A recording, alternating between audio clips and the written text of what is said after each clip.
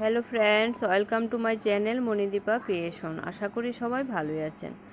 আজ বাঙালির প্রিয় একটা খাবার কাঁকরোল পুর রেসিপি আপনাদের সঙ্গে শেয়ার করব। আমি এখানে 4টি কাঁকরোল অর্ধেক করে সিদ্ধ করে নিয়েছি। এবার কাঁকরোলের ভেতরের অংশটা একটা চামচ দিয়ে বের করে নিব। যারা আজ প্রথমবার আমার ভিডিওটি দেখছেন, আপনাদের কাছে যদি আমার ভিডিওটি ভালো লেগে থাকে তাহলে আমার চ্যানেলটি সাবস্ক্রাইব করে দেবেন এবং পাশে থাকবেন। পাশে থাকা বেল বাটনটি প্রেস করে রাখবেন, তাহলে পরবর্তী ভিডিওর নোটিফিকেশন আপনার কাছে পৌঁছে যাবে সবার আগে। আর যারা পেজ থেকে আমার ভিডিওটি দেখছেন, আপনাদের কাছে যদি আমার ভিডিওটি ভালো লেগে থাকে তাহলে আমার পেজটা ফলো করে রাখবেন এবং পাশে থাকবেন। দেখুন বন্ধুরা, আমি সুন্দরভাবে কাঁকরোলের ভেতরের অংশটা ভার করে নিলাম। খুব আস্তে করে করতে হবে কাজটা, যেন কাঁকরোলগুলো ভেঙে না যায়। এবার পুর বানানোর জন্য মশলা করে নেব। মশলা বলতে সর্ষে নিলাম এখানে 2 চামচ, আর নিলাম কয়েকটা কাঁচা লঙ্কা। এখন মশলাটা বেটে নেব। মশলা বাটা হয়ে গেছে। এবার পুর বানানোর জন্য কড়াই বসিয়ে কড়াইতে দিয়ে দিলাম পেঁয়াজ কুচি। এই পর্যায়ে এসে যারা ভিডিওটিতে একটি লাইক দিতে ভুলে গিয়েছেন, প্লিজ আমার ভিডিওটিতে একটি লাইক দিয়ে কন্টিনিউ করবেন প্লিজ। অল্প তেল দিয়ে পুরটা ভেজে নেব।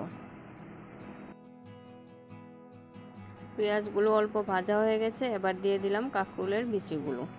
এগুলো দিয়ে দিব পরিমাণ মতো নুন আর হলুদ দিয়ে ভালো করে অল্প ভেজে নেব।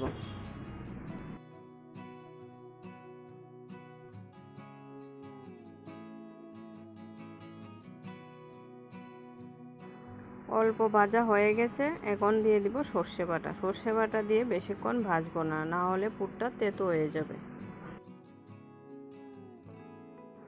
কাঁকরোলের পুরটা আমি তৈরি করে নিলাম। এবার নামিয়ে রেখে দেব একটু ঠান্ডা হওয়ার জন্য। আর এদিকে বেসন, হলুদ আর অল্প নুন দিয়ে একটা ব্যাটার তৈরি করে নেব কাঁকরোলের পুরগুলো বানানোর জন্য।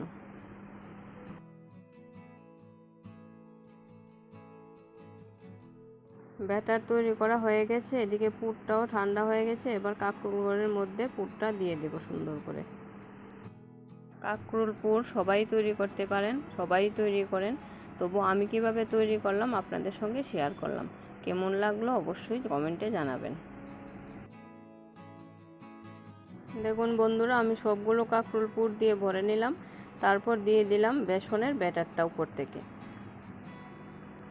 পুরো কাঁকরোলটা বেসনে ডুবিয়েও ভাজা যায়, কিন্তু আমি উপর থেকেই শুধু দিলাম।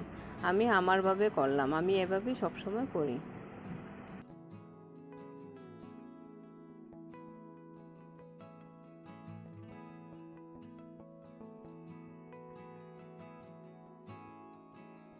সবগুলো কাঁকরোল বেসন দিয়ে রেডি করে নিলাম। এবার কড়াইতে তেল দিয়ে বসিয়ে দিলাম, পুরগুলো ভেজে নেব।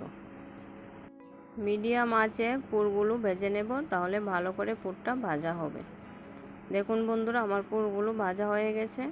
তৈরি হয়ে গেল আমার আজকের রেসিপি। ভিডিওটি শেষ পর্যন্ত দেখার জন্য আপনাকে অসংখ্য ধন্যবাদ।